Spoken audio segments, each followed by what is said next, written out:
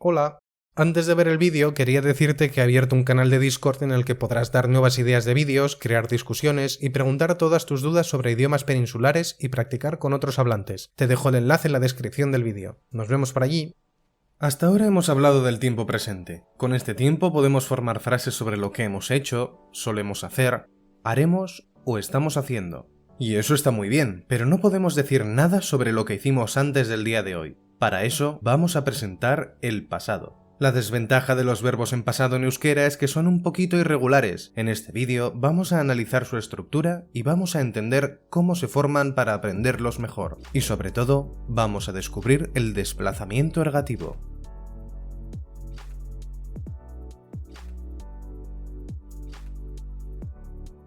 Antes de entrar al pasado, vamos a recordar brevemente lo que sabemos de los verbos conjugados en presente. En general, un verbo puede hacer referencia a un objeto directo o no, y a un objeto indirecto o no. En función de esto tenemos verbos en forma nor, nor-nori, nor-nork y nor-nori-nork. Estos verbos pueden ser auxiliares o estar conjugados. Como sabes, cada verbo tiene unos morfemas, unas partes, que nos indican a qué o quién hacen referencia, y en qué caso. Este morfema marca ni en caso nor, mientras que estos otros indican zuk, aiei, gauza batzu. Pues hay un morfema más que nos indica el tiempo presente. Es el morfema a, que podéis ver en estos verbos. De la misma forma, la marca nor en tercera persona también nos indica que el verbo está en presente. ¿Y por qué digo que marcan el tiempo presente? Pues porque son morfemas que cambian de forma en pasado.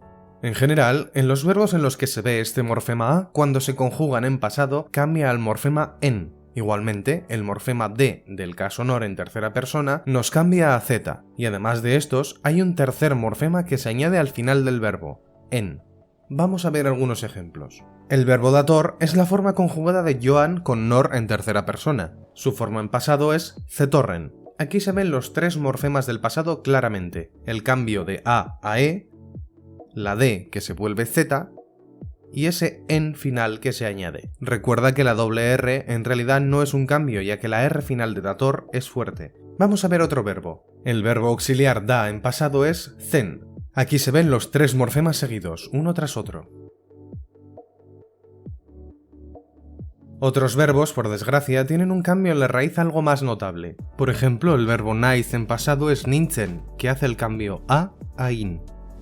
Otros ejemplos menos regulares incluyen el verbo joan, donde por ejemplo doa en pasado es zioan, y seguramente lo escuches como zijoan. O los auxiliares nornori, como zaigu, que se vuelve zitzaigun. Aún así, la mayoría de verbos, sobre todo los no auxiliares, son muy regulares.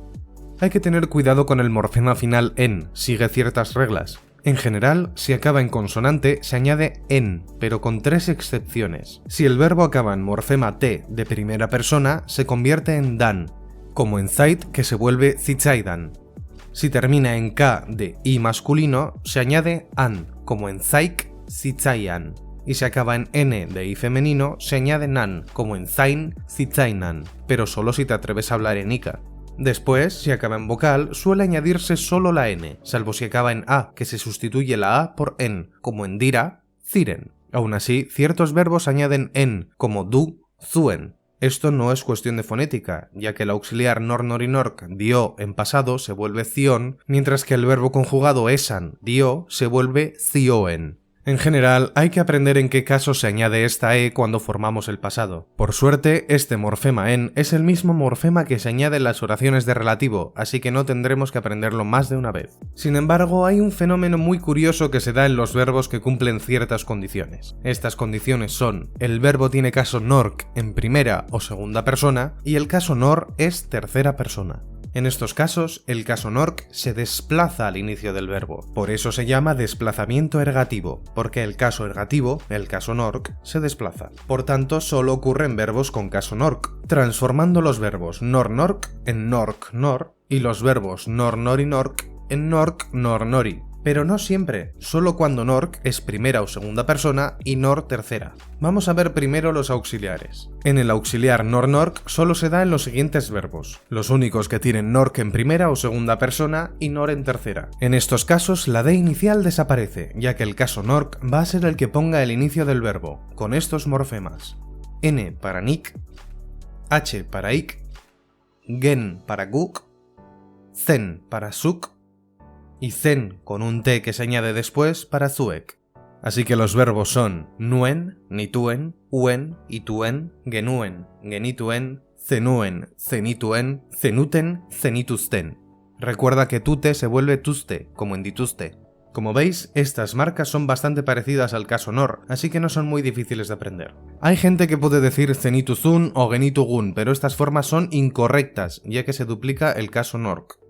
El resto de verbos del auxiliar nor-nork no sufren este desplazamiento ergativo y son relativamente regulares, con el cambio de raíz au a indu y aitu a intu. La tabla quedaría de esta forma.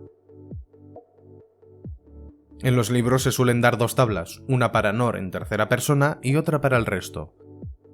Nauzu se vuelve ninduzun, gaitu se vuelve gintuen, zaitugu se vuelve zintugun, etc. En el auxiliar nor-nork añadimos en si acaban en esta primera u, como en nuen o gintuen, pero no en induzun o zintugun. En el caso de nor, nor y nork, todos los verbos con nork en primera o segunda persona tienen el caso nor en tercera persona, así que todos sufren este desplazamiento. Y casualmente, los verbos con nork en tercera persona tienen una estructura similar en pasado, así que se pueden formar todos los auxiliares con una única tabla. Didazu se vuelve zenidan, dizkiote se vuelve zizkioten, dizut se vuelve nizun, etc. Y lo mismo pasa con los verbos sintéticos, trinkoak. Todos los verbos nor-nork sufren el desplazamiento ergativo en el pasado. Daukat se vuelve neukan, dakartzazu se vuelve zenekartzan, daramagu se vuelve generaman, etc. Así que en resumen, estos son los cambios que sufre un verbo conjugado en pasado. Cambia el morfema central del verbo, normalmente a en. Desplazamiento ergativo si hay nor en tercera persona y nork en primera o segunda. Cambio del morfema de nor en tercera persona a z si no ha habido desplazamiento ergativo. Y se añade el morfema final en. En general, te recomiendo que te aprendas las formas verbales en pasado. Este vídeo sirve para que veas su estructura y no pienses que son cambios aleatorios, sino que tienen sentido. Y para ayudarte, he creado un mazo de Anki para que puedas aprenderte los verbos conjugados en euskera. Si no lo conoces, Anki es un programa que utiliza tarjetas para ayudarte a memorizar, y te las va espaciando en el tiempo en función de qué bien te sabes cada palabra. Y solo hay que usarlo una vez al día. Es gratuito y tiene opción para usarse en prácticamente cualquier plataforma. Y lo mejor, te da la opción de crear tus propias tarjetas, que es lo que he hecho yo para crear este mazo. He añadido verbos auxiliares y sintéticos, trinkoak, en diferentes tiempos verbales: presente, pasado, condicional, potencial, subjuntivo e imperativo.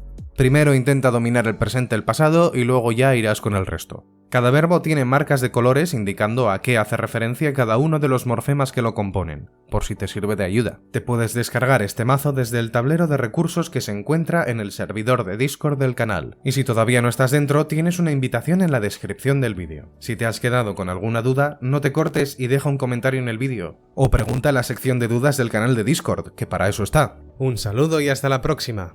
Hurrengor arte.